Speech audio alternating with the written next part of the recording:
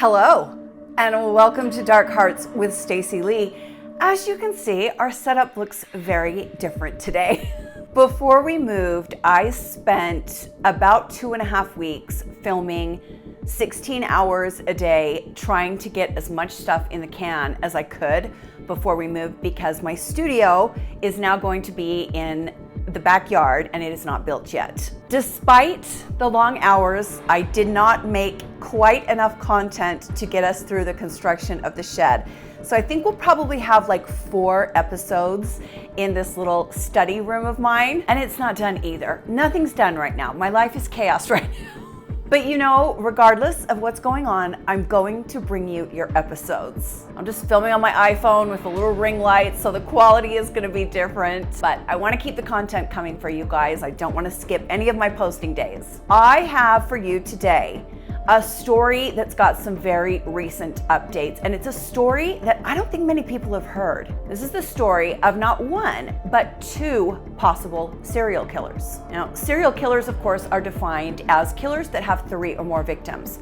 But there is some talk about changing that, because there are a lot of killers that have 2 victims. The difference is the killers that have 2 victims will often have a great long pause in between kills. Sometimes it's decades. One of the men we're going to talk about today, it's looking like he's going to fall into that category, but the other one is definitely a serial killer. This story, kind of like the Bear Brook murders, has 2 parts. Some of the events took place years and years ago, but now there are new developments. There's also a twist in this story that turns out to be a very different type of twist than what we're used to seeing. When a beautiful 17-year-old girl went missing in Virginia, the police were determined to find her. What they found instead was a chain of missing girls. Have the police discovered 2 new serial killers?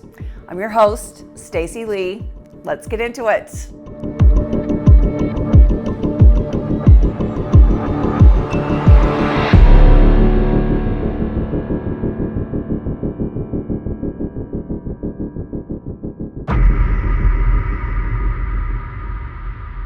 Our story begins in Livingston, Virginia, which is a small town in Nelson County.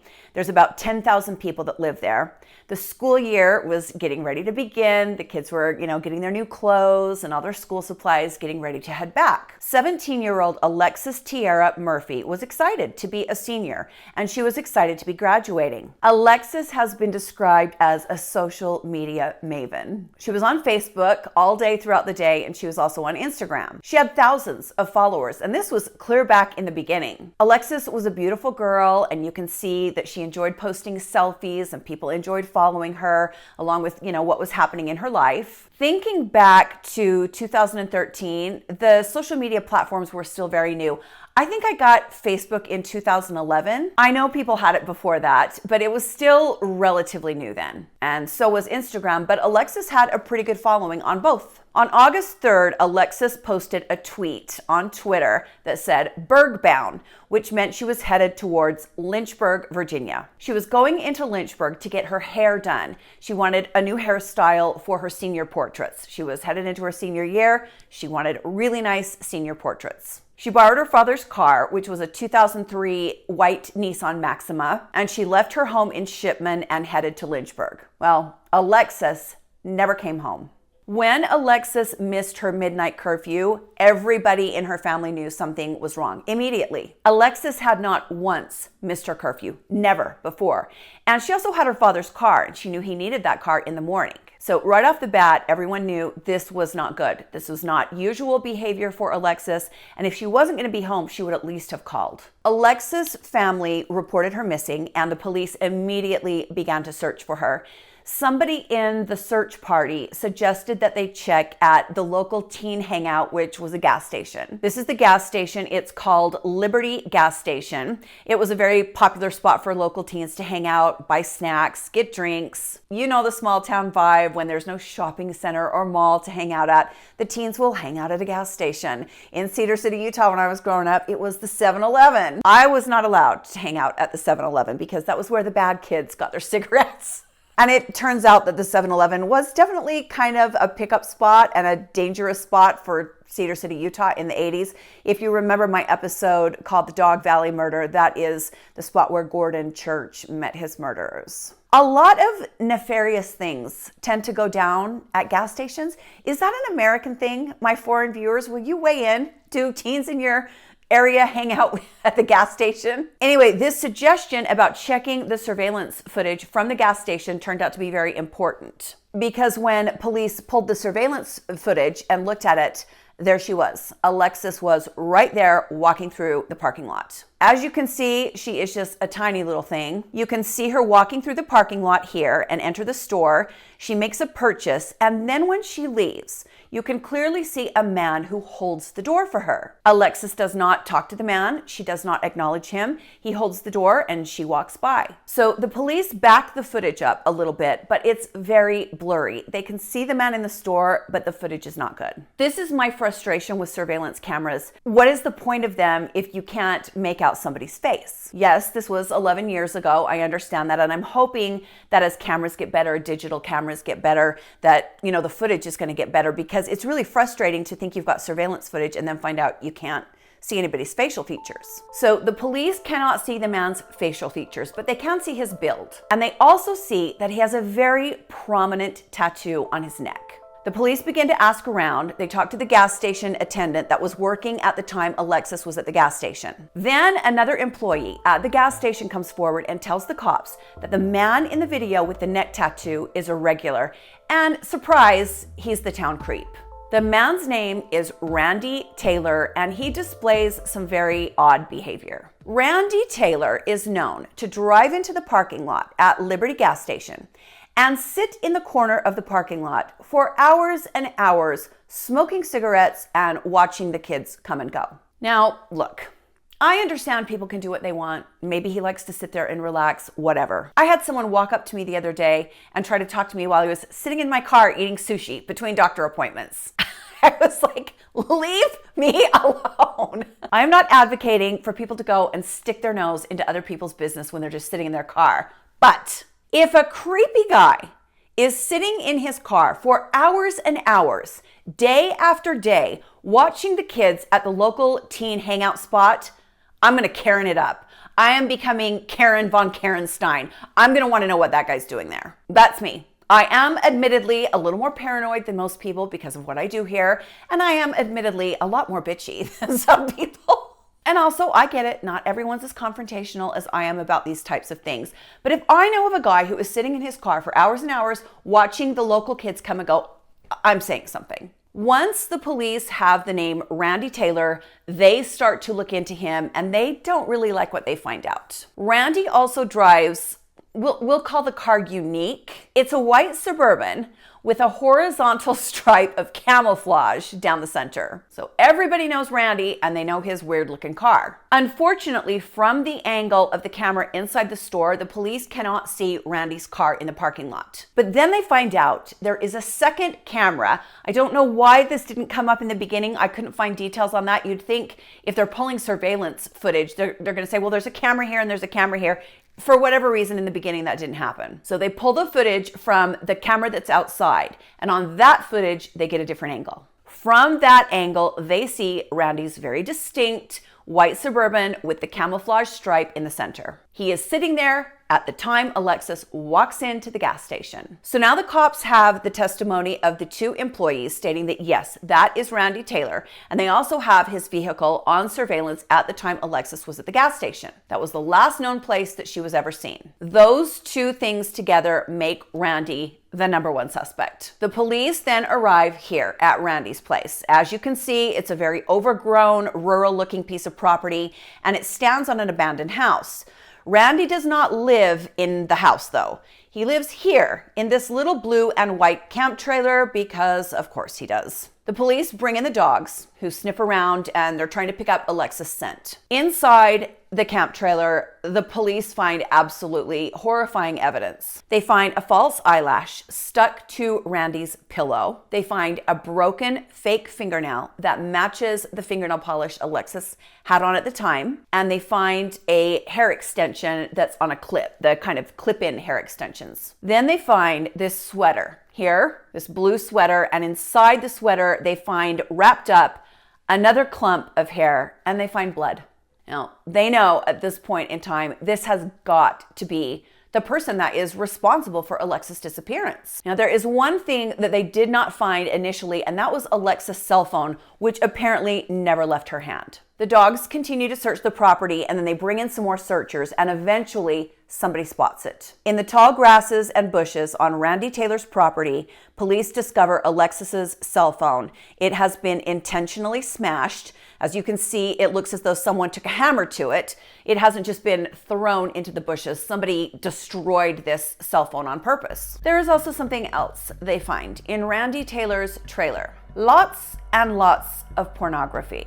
As if it's not bad enough that we've got the town creep sitting in his creepy car, smoking cigarettes and watching the kids come and go all day long. He's a creep that lives on an abandoned piece of property with an abandoned house in a little tiny camp trailer that's full of porn. But it gets worse. It's not just the porn, he's altered it. This is just so weird and so gross. It's definitely something out of a movie. This asshole has printed off photos of his boss's daughter and has cut her face out of the photos that he's printed off. He's taken them from her social media, printed them off, and pasted her face on the models in the pornography. That is next level, crazy, creepy, weird, gross dude. I mean, you can tell by looking at him, this is a hard 48. I mean, the guy's 48 years old in these photos. This is a hard 48. So Randy Taylor is taken into custody, and he immediately denies that he has done anything to Alexis. He didn't see her that day. He didn't take her. He certainly didn't kill her. He's denying it all. So all of the items that the police find in Randy Taylor's little camp trailer are sent to Quantico for DNA testing. While Randy sits in jail on a probable cause warrant, the results come back. That was Alexis's eyelash. That was her fingernail. That was her hair. And that was her blood. I don't even want to think about what this poor girl endured at the hands of this gross creep. Then the police come out and let the public know that they've also got surveillance footage of Randy pulling out of the gas station parking lot, kind of following Alexis. So on September 24th, 2013, Randy Taylor is indicted on 2 felony counts of first-degree murder and abduction with intent to defile. Now, remember, they do not have a body at this point, and as you know, you're true crime people, it is very rare for the prosecutor to feel confident in bringing a murder charge against someone when they don't have a body. But the prosecutor in this case, I saw an interview with him, and he said something that I absolutely love. He said, "We are not going to reward killers in our area that we know have killed somebody by not charging them just because they're good at hiding the body." I absolutely love that. Now, of course, it's a slippery slope. I get that. No body usually means there's not a lot of physical evidence. They had a lot of physical evidence in this case. Her eyelash, her fingernail, her hair, her blood, all in this guy's camper. He can say he's not guilty all day long, but that is some damning evidence. So Randy Taylor is singing his song that he's innocent. But then when he finds out that all of the DNA has come back as belonging to Alexis, he changed his tune because, of course, he did. These guys always do this. Randy then changed his story and said, yes, he had seen Alexis that day. She came by his trailer with a black man with dreadlocks, and they were buying drugs. Randy even gives them the name of the guy, somebody that he obviously knows. So the police go to this guy and he says, not only did I not see Alexis this day, remember this is a really small town. I was in Arkansas that day. I was with my dad, and there's a bunch of people that can tell you I was there that day. I was nowhere around. I definitely wasn't in Randy Taylor's creepy little porn trailer. So on May 1st, 2014, Randy Taylor is sent off to rot in jail. He gets 2 life sentences, one for each of the felony counts that he was charged with, and everyone thinks this is the end to a very tragic story, when in a lot of ways, it was just the beginning.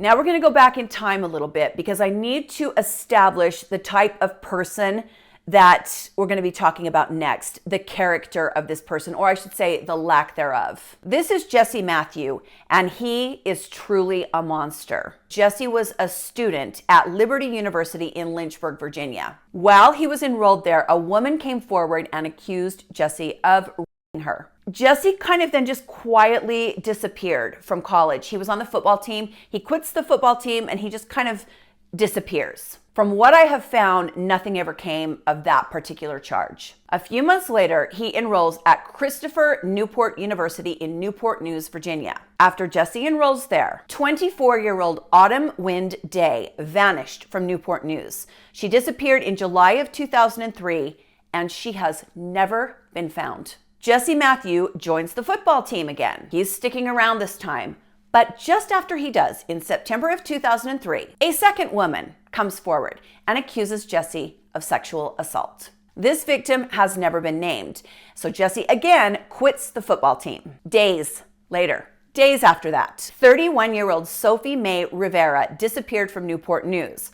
Just like Autumn, she has never been found, and both cases are stone cold. After Sophie disappears, Jesse quits college altogether, and things kind of go quiet for a couple of years. Then in September of 2005, an unnamed woman is attacked and raped. She's walking home from the grocery store in Fairfax City in Virginia, and she's just attacked on the sidewalk. The attacker is not caught, but he does leave DNA. So the police get a DNA profile from the sample and they load it into the database. The FBI then releases a sketch that the victim helped them come up with. It's this sketch right here. Then in 2007, Jesse Matthew gets a permit to start driving a taxi cab. And we all know this is terrifying because it's very common for violent men to drive taxi cabs. It gives them easy access to women who are alone and women they can get in their car. Jesse begins driving this taxi cab, and then there are some kind of rumors that he's a creep and you don't want to get in the cab with him, but nothing really substantial. Then on October 10th, 2009, 23-year-old Cassandra Morton disappeared from a housing area in Lynchburg, Virginia. The police immediately begin searching for the missing woman, but a week goes by and they find nothing. Then on the 17th, a week after Cassandra disappears, 20-year-old Morgan Harrison vanished after leaving a Metallica concert at John Paul Jones Arena. So now the police have a couple of sexual assaults and they've got 2 missing women. This is not a big city. Lynchburg now has about 77,000 people, so I would guess less back then. 2 girls missing in any city of that size is going to be a really big deal. The cops are investigating both of these cases. Everybody's a little freaked out at this point, and then they find a body. About 6 weeks after the first disappearance, on November 30th, 2009, Cassandra's body is found on Candler's Mountain in Lynchburg near Camp Hideaway, which is some type of a retreat owned by Jerry Falwell. You know how much we love our TV preachers on this channel. 2 months later, on January 27th, 2010, Morgan Harrison's body is found in a remote part of a farm called the Anchorage Farm, which is in Albemarle County. Now, when I say remote, someone had to know this area well in order to get to this farm. It's very, very remote. It has roads that go onto it, apparently, from the interviews that I watched, that most people don't even know are there. When Morgan's body is found, there is DNA evidence, and that DNA evidence is taken and tested. When it comes back, everyone's fears are confirmed. Morgan and Cassandra were killed by the same person. Not only that, they were killed by the same perpetrator whose DNA was loaded into the system after the rape that occurred with the woman coming home from the grocery store. So that DNA was loaded into the system in 2005, waiting for a hit. This is what we're raising money for on this channel. And then they got a hit. The police know at this point in time, they've got a serial offender. As people are still reeling from this news, it happens again. On September 13th, 2010, 19-year-old Samantha Ann Clarke vanished after leaving her house in Orange County. Now, as police begin to investigate Samantha's disappearance, guess whose name comes up? Not Jesse Matthew, Randy Taylor. Police learned that the last person to speak with Samantha was Randy Taylor. This is 2010. Randy does not abduct and kill Alexis until 2013, so the police aren't aware of what kind of a person they've got in custody. So he's investigated, he's interviewed, but Samantha's case goes cold. Samantha's body has never been found, and her disappearance is unsolved to this day. For now, 2 more years go by. On November 20th, 2012, 19-year-old Deshaud LeQuinn Smith vanished. Deshaud was a young man who dressed as a woman, and he identified as being gay. This person liked to go by Sage. As you can see, Sage passes very easily for female. They were last seen walking along Main Street near the Amtrak station. Sage vanished and has never been found. Their body has never been found. There are no clues to their disappearance. But just recently, the police have reclassified this disappearance as a homicide. There aren't a ton of details on that, but that's a recent development. Then, of course, Alexis goes missing in August of 2013. Now, Jesse Matthew is just out there still living his life. His taxi cab license expires, and then he starts doing some part-time coaching with some football teams. On September 12th of 2014, Jesse helps coach a kids' football game, and then he goes drinking. He goes to a bar called the Lazy Parrot, and he starts drinking, and then he kind of starts bar hopping. Why is he bar hopping? Oh, only because every bar that he goes to, he gets kicked out. He gets kicked out for harassing women. And unfortunately for one woman that night, she crossed paths with this monster, and it cost her her life. Hannah Graham was out partying with her friends. We know that she was at the Camden Plaza Apartments around midnight, and then she is seen at about 12:45 outside of McGrady's Pub on Grady Street. Who else is on Grady Street following Hannah? Jesse Matthew.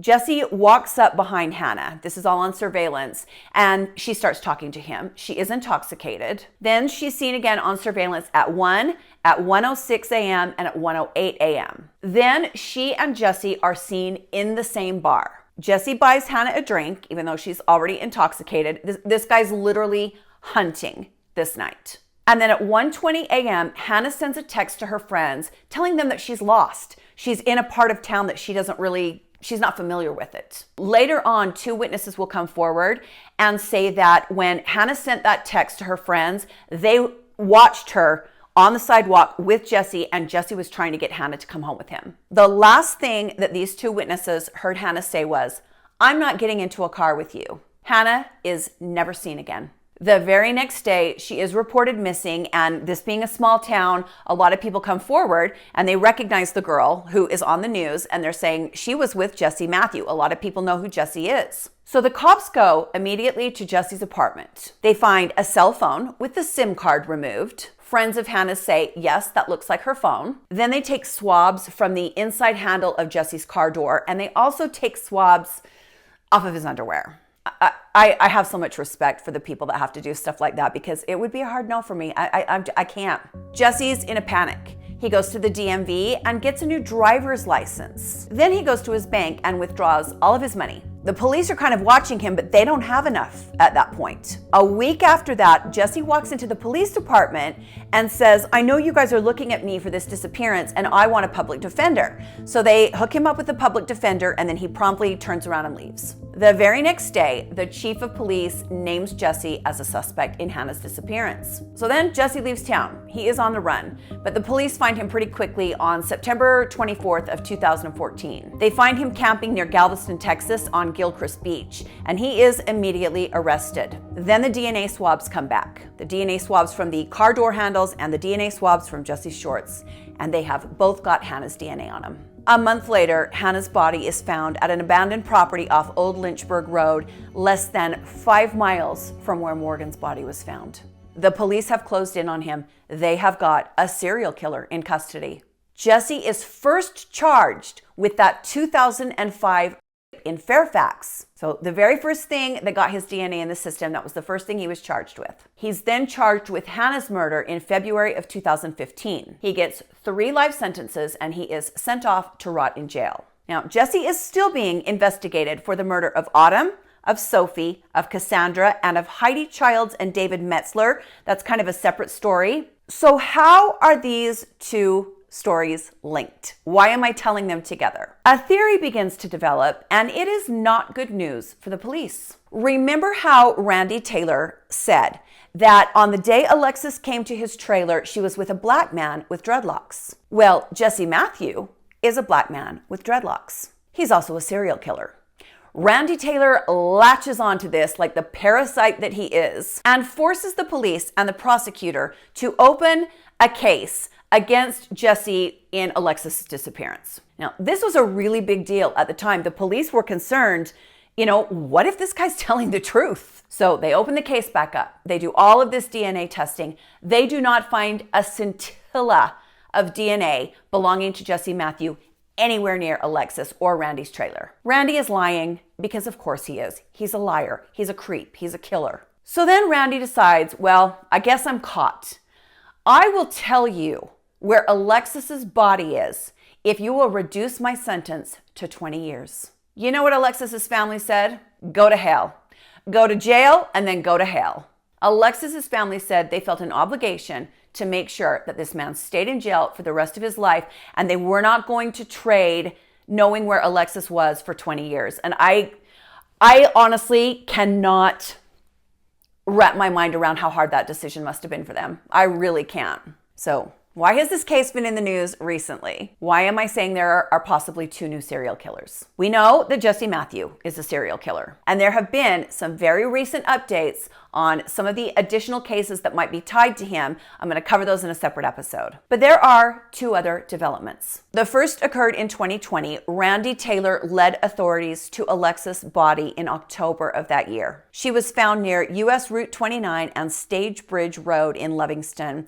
She was on private property, not very far away from some trailers and some sheds. So her family finally has her back, and I'm very, very happy for that. I saw an interview with one of her aunts, and she said it was very important for them to have a place to go to, be with Alexis and to remember her. And they have that now. And I hope that helps them reach some sort of closure, if closure is even a thing. The other development is regarding Samantha Clarke. Remember, she is the woman that has never been found, and she was known to have last spoken with Randy Taylor before she vanished. New technology has led police to reclassify Samantha's case to homicide. She is not just a missing persons case anymore, it is a homicide. And that gets the ball rolling. Police have announced that new technology exists now that did not exist the last time they looked at Samantha's case. Authorities in this case have a firm belief that Randy Taylor is responsible for abducting and killing Samantha Clarke. They are apparently building a case against him as we speak, and I'm going to keep you updated on that. There are just so many killers out there. They're not all technically serial killers, but they are monsters just the same, and I am very grateful that new technology is making it harder and harder for them to get away with it. Thank you for joining me today on Dark Hearts with Stacy Lee.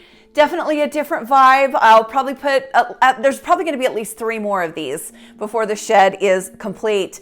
Normally, I would even go out into the shed and film if the shed wasn't complete, but it's like 110 degrees here right now. I gotta have the walls up. I gotta have the air conditioning working because I'm an old lady and I will die in that heat.